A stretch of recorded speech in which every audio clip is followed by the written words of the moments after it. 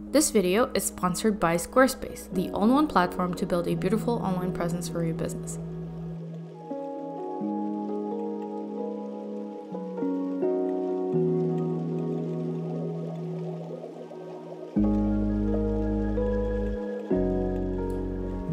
Hello everyone, welcome to my channel. Welcome if you're new here. I am an independent illustrator, and in this channel I just share some art process of my personal projects in both digital and traditional formats. And in this video I'm going to be showing you an inked drawing that I did recently just to celebrate Inktober a little bit, even though I can't participate in the challenge myself this year.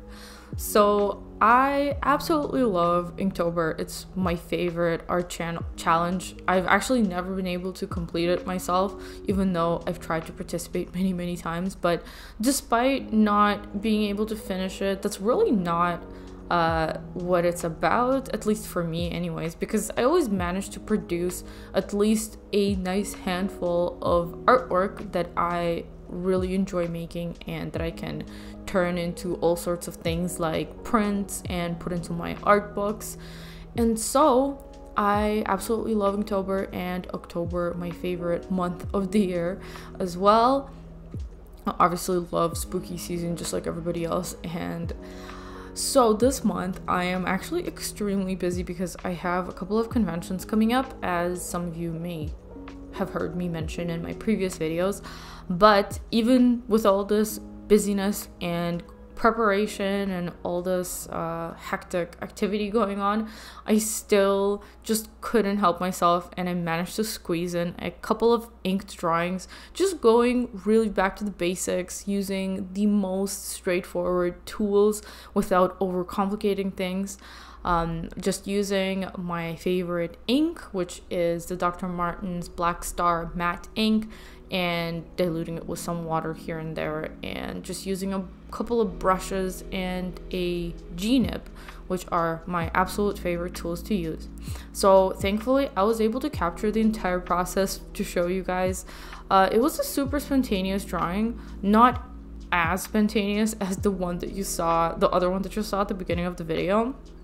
So that one, the super gothic horror themed one featuring my character Heijin, that was like way more spontaneous than this, because I honestly just like was having a little bit of FOMO. I was seeing people post all these Inktober drawings, and I was so sad about not being able to participate this year. Again, just like last year, I had to skip out. But I decided to just use the couple of hours I had left in the day before I was gonna head to bed, and I quickly just did that one drawing. And unfortunately I didn't, for better or worse, I did not record it. Sometimes it actually is a lot easier for me to do a drawing without recording it. It's just way more relaxing in a way. That's something that I can't do much of anymore, just because I am very committed to my YouTube channel and I do want to share my process. So most of the time I want to get as much footage as I can, but that one time I decided to just draw the thing, not overthink it, not worry about it. And yeah, it was very enjoyable. It was super enjoyable not to have to worry about the recording and whatnot. But yeah, like I said, unfortunately I can't share the footage with you guys, so I made sure that if I found the time to do another quick ink drawing, I will definitely record that one and make a video. So here it is. So like I mentioned, I have a couple of conventions coming up, and honestly things have been just crazy. I was pretty delusional about how much time I was gonna have, like how much free time I was gonna have in order to dedicate to my prologue, the prologue of my comic, which is in progress. I definitely managed to work on it here and there, but unfortunately preparing for the con and also preparing for relaunching my shop again, or like opening my shop again, has taken me so much time. It's crazy. At least now I have a very realistic timeline of how long it takes for me to make new merchandise, just set everything up and like order things and whatnot, because I always seem to completely exclude that from my planning process. But I am tired of being that person. I'm tired of being disorganized, and I'm making some serious effort towards better planning and better organization, so I can just streamline my existence and not have to worry about forgetting something all the time. Because honestly, the amount of things that I have committed to at this point is a little too much to just do haphazardly in the way that I have been so far. But anyways, this drawing was a very nice opportunity for me to relax for just a couple of hours when I had some free time last week. Most of my time has been spent just like making lists, doing some stuff around the house, packing, just preparing for the shop reopening, which is going to be on October 20th. I am so excited about all the new stuff that I have. Usually my shop openings are pretty small, like I don't have that much new stuff, but this time I think is one of the bigger ones for sure. I have a couple of new items that I've been sitting on for quite some time that I haven't had a chance to add to my shop yet. And unfortunately, time just goes by so quickly that it's already been 5 months since I closed it. So yeah, lots of excitement all around. One thing that's so sad is that I actually was going to receive a package with my new sticker sheets and some new really amazing foiled postcards that I ordered, that I was just, oh my god, I was so excited to get those because I absolutely love the shiny finish of foil, and I've never been able to make mini prints like that before, and so it was a pretty big disappointment to find out that I'm not going to be able to have those new things at New York Comic Con, but it's not the end of the world because at least I will be able to have them at like Lightbox Expo, and obviously they will still be here in time for my new shop, for my shop opening. So as you can see, this drawing, I went back and forth a little bit. I was very rough with the sketch because I didn't really have a plan for it at all. I just wanted to draw Zero in this really baggy jacket type of large t-shirt situation, and I just kind of made up everything else on the spot. You know what's funny? Looking back on the sketch, I actually kind of wish that I kept the first position of the face slash head that I had at the beginning.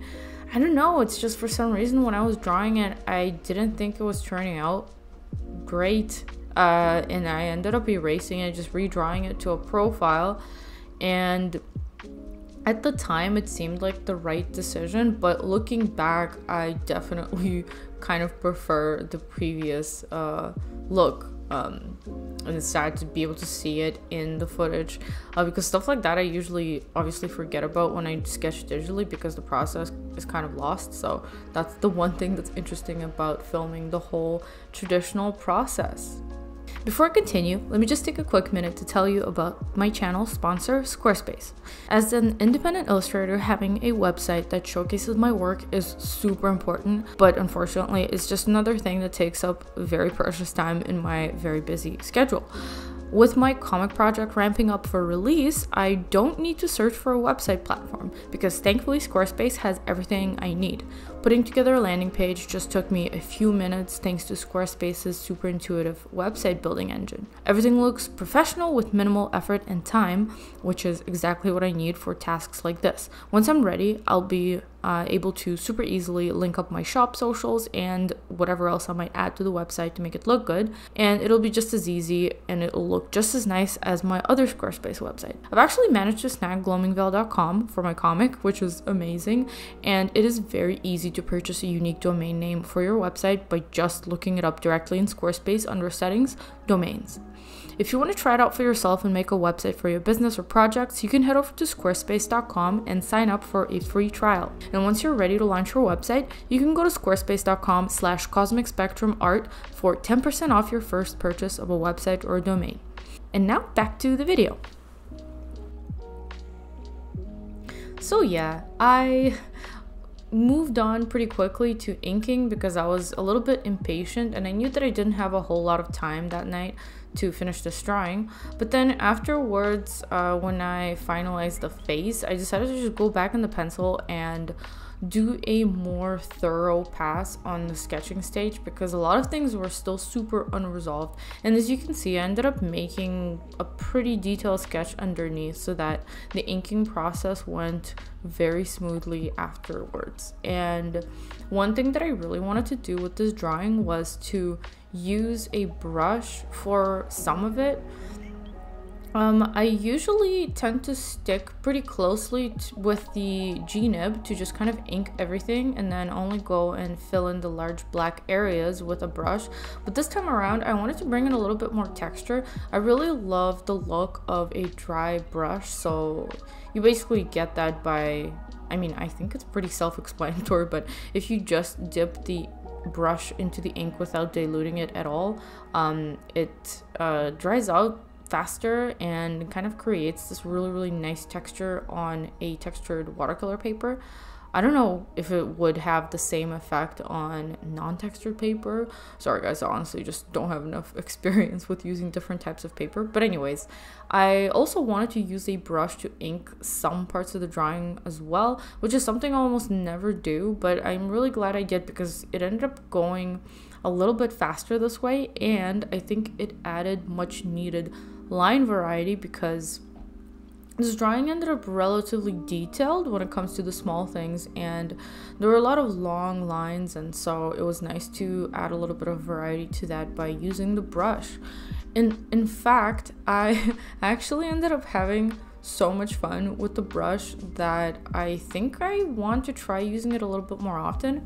I used to think that it's a lot more difficult to draw with the brush because it's more difficult to control, but I think I kind of found my way around it, and I found myself being able to make pretty precise lines that are very thin.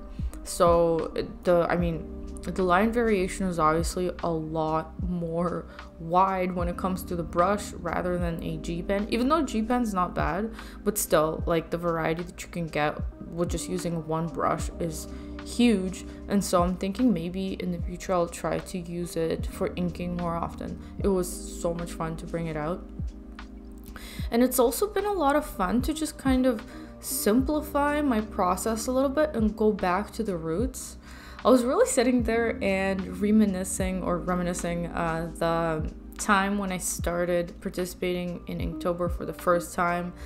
And of course, one of the biggest reasons why I fell in love with the challenge is because it is an ink specific challenge, and I have always really loved inking, and I wanted to try to use pen and ink and a brush for the first time.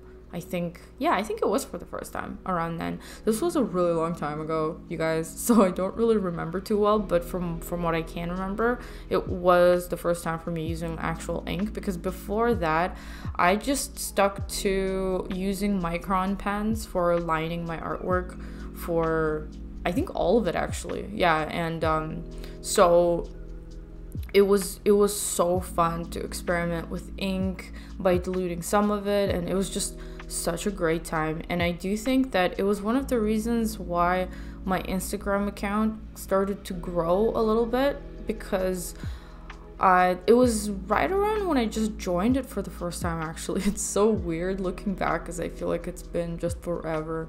It had to have been at least 10 years at this point since I've joined Instagram, and although I wasn't entirely starting from scratch because I had very decent growth on my Tumblr account previously, and I was using Tumblr pretty regularly. And before that, obviously, the first thing that I was using was DeviantArt, so I had a little bit of a built-in audience going on. But yeah, I really can credit Inktober as being a huge part of my social media growth back in the day. And for the subsequent years that I participated, it always really brought a lot of new people to my account, and I always had so much fun experimenting with the stuff that I did.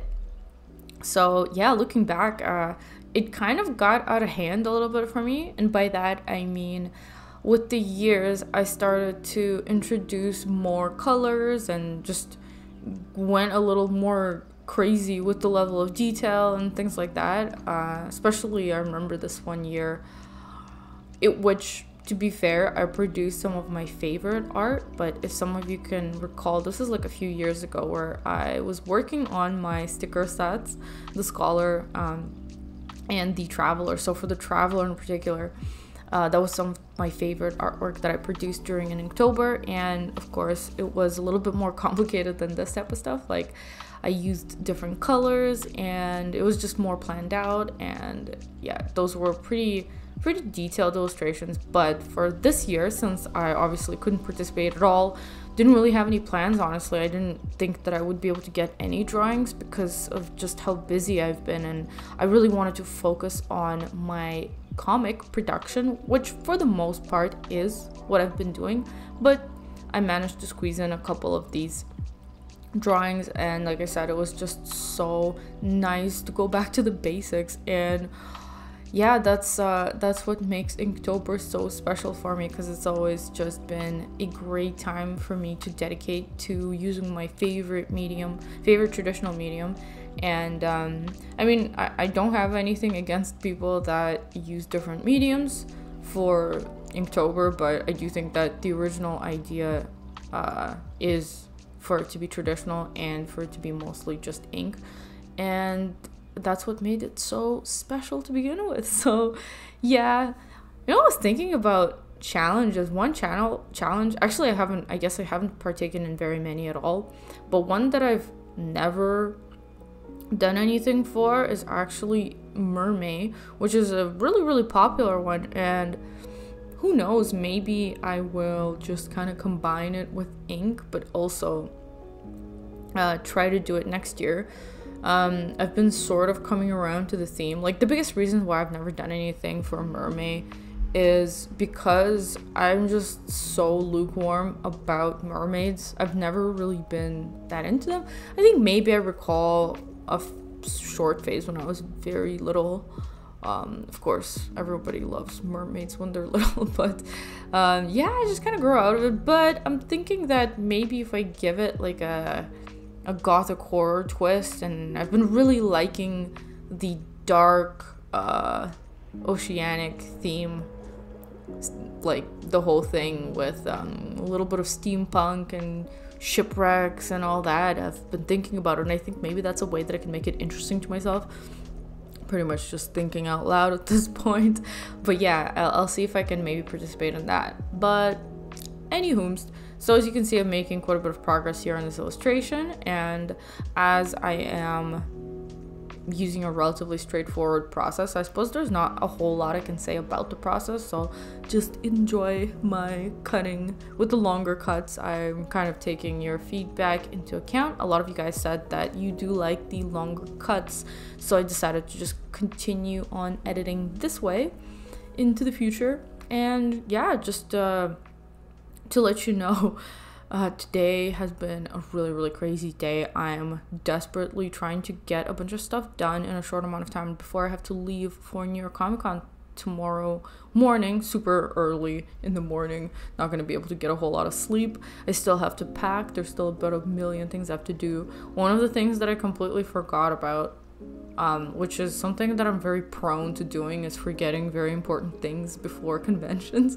is proper signage. So my god, I am honestly kind of terrible at this convention stuff, and I will make another video that's totally dedicated to telling you guys about my experience with conventions and why I find them to be so difficult. It's precisely because my organization skills are not great, but I have managed to kind of pull it together over the past few years, only after 15 years of doing conventions, you know what I'm saying? A little bit late on that front, but it's better late than never. And I also wanted to let you know that I am going to commit to trying to make a vlog of these two conventions that I'm going to. Hopefully it'll be a little bit easier because I am going to New York Comic Con with a very good friend of mine, Chris Hong Art. If you don't follow her on YouTube, you should. Her art is absolutely amazing, and she's also a traditional artist. But yeah, we're going together. We used to be proper convention buddies back in the day, like 10 years ago when we first started doing conventions. And it's really, I'm so looking forward to doing this again with her. It's like a big throwback for us. And since we both have YouTube channels, we have committed to trying to get some vlog footage out of it. And maybe if we motivate ourselves, we will be able to do it. I have no idea how it's gonna go yet, but wish me luck. I will bring my camera and do my best. And I specifically want to do it to just show you guys some of the behind the scenes of how much it takes to prepare for conventions, but how it's not super difficult at the end of the day, and it is possible even for someone as disorganized as me to kind of pull it together in the end. So I am looking forward to making a video out of that, which is something that I'm hopefully going to do in November, after I collect all the footage from both of the conventions that I'm going to. The second one being Lightbox Expo in Pasadena at the end of this month. I am a little bit bummed that I'm gonna be in California right up until the very end of October, so I'm gonna be missing a little bit of the favorite season of mine towards the end of it, and it's gonna get super cold in November, but at least I'm still going to catch Halloween. For the first time in a house, I'm really excited to give out candy. Never done that before. We'll see how that goes. And yeah, I've been a little bit lacking on the decorations because it is my first time with an actual front yard and whatnot, but hopefully I will find some time to still pull it together before Halloween rolls around. So at the very end of this illustration, I was looking at it and I thought that it was just missing something, and I made a random spontaneous decision to take this big brush that I have and just add a little bit of background texture, which was a bold move because, you know, I don't know how that would have looked, to be honest, but honestly I think it was a nice touch, and it kind of gave way more of a dynamic look to the illustration, made it look less stiff because as usual I'm like super meticulous about everything, so it was nice to have something a little bit loose in the background for once. But yeah, I really hope you guys enjoyed this process. I'm super happy I was able to get it in before getting too busy with all these conventions, and I will see you guys in another video before the end of this month. So I hope to see some of you at the conventions, and yeah, enjoy the rest of your October, everyone. Bye!